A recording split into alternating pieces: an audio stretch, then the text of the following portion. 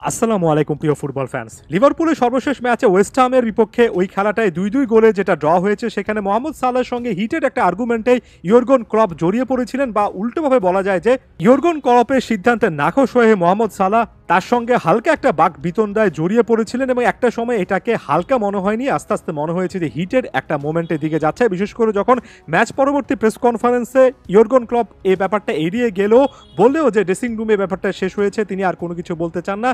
তবে সালাহকে যখন জিজ্ঞেস করা হলো, তখন তিনি বললেন এ ব্যাপারে যদি আমি মুখ খুলি রীতিমতো আগুন লেগে যাবে।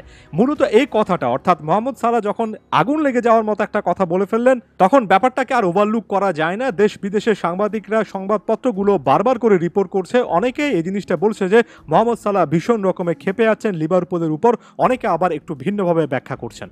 প্রথমত আমি একটু নিজের মনের মতো করে কথাগুলো বলে আমি নিজে কি ফিল করছি। কোচের সঙ্গে আসলে প্লেয়ারের কোনো একটা জায়গা থেকে নাখোশ হয়ে যাওয়া কিংবা কোচের সিদ্ধান্ত না মানা, এটা নতুন কোনো কিছু নয়। আমরা ম্যানচেস্টার সিটিতে বছরের পর বছর কেভিন ডি ব্রুইনের সঙ্গে পেপ গার্দিওলার এমন টাইপের একটা রিলেশন দেখেছি। অনেক সময় পেপের অনেক সিদ্ধান্তে নাখোশ হয়ে কেভিন ডি ব্রুইনা ডাগ আউটে আসার সময় কিংবা মাঠ ছাড়ার পরে মোহাম্মদ সালার মতোই কোচের সঙ্গে, অর্থাৎ এক্ষেত্রে পেপের সঙ্গে রীতিমতো হিটেড আর্গুমেন্টে জড়িয়েছেন। অনেক সময় পেপ গার্দিওলা ব্যাপারগুলোকে রীতিমতো হেসে সামান্য ব্যাপার হিসেবে উড়িয়ে দিয়েছেন।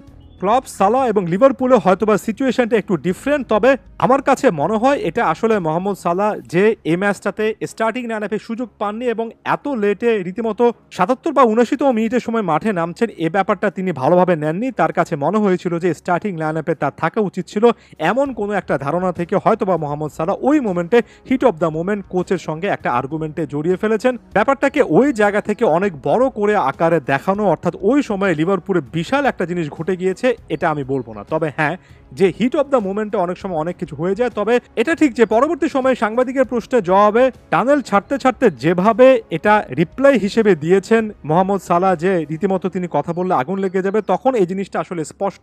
এমনকি ফ্যাব্রিজো রোমানোর মতো খ্যাতনামা সাংবাদিকও কট অফসাইডকে বলেছেন মোহাম্মদ সালাহ হয়তোবা লিভারপুলের সঙ্গে কোনো একটা কন্ট্রাক্ট নেগোসিয়েশনের প্রশ্নে খুব একটা বেশি খুশি নন, এবং এই জিনিসটা সাম্প্রতিক সময় হয়েছে লিভারপুলের সঙ্গে তার হয়তো সম্পর্কটা একটা কলাপসের দিকে যাচ্ছে।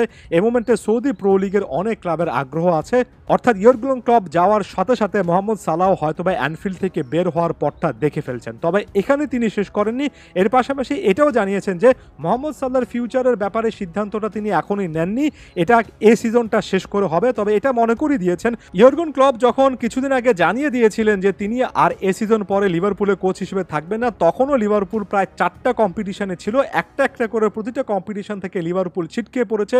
এমনকি ইপিএল এর রেসও লিভারপুলের এখন আনঅফিসিয়ালি চান্সেস নেই বললেই চলে। এই জিনিসগুলো কোচদেরকে ফ্রাস্ট্রেট করে, ফ্যানদেরকে ফ্রাস্ট্রেট করে, এমনকি প্লেয়ারদেরকেও আবেগটা ছুঁয়ে যায়। আর এ ব্যাপারে হয়তোবা লিভারপুলের প্লেয়াররা, বিশেষ করে মোহাম্মদ সালাহ, অখুশি। এবং এর পাশাপাশি সাম্প্রতিক সময়ে বড় বড় ম্যাচেও কিন্তু মোহাম্মদ সালাহ তার আগের স্ট্যান্ডার্ড অনুযায়ী পারফরমেন্সটা করতে পারছে না, যে কারণে একটা প্লেয়ার যখন কিছুটা হলো অফ ফর্মে থাকেন, তখন তার নিজের মনের মধ্যেও ব্যাপারগুলো কাজ করে।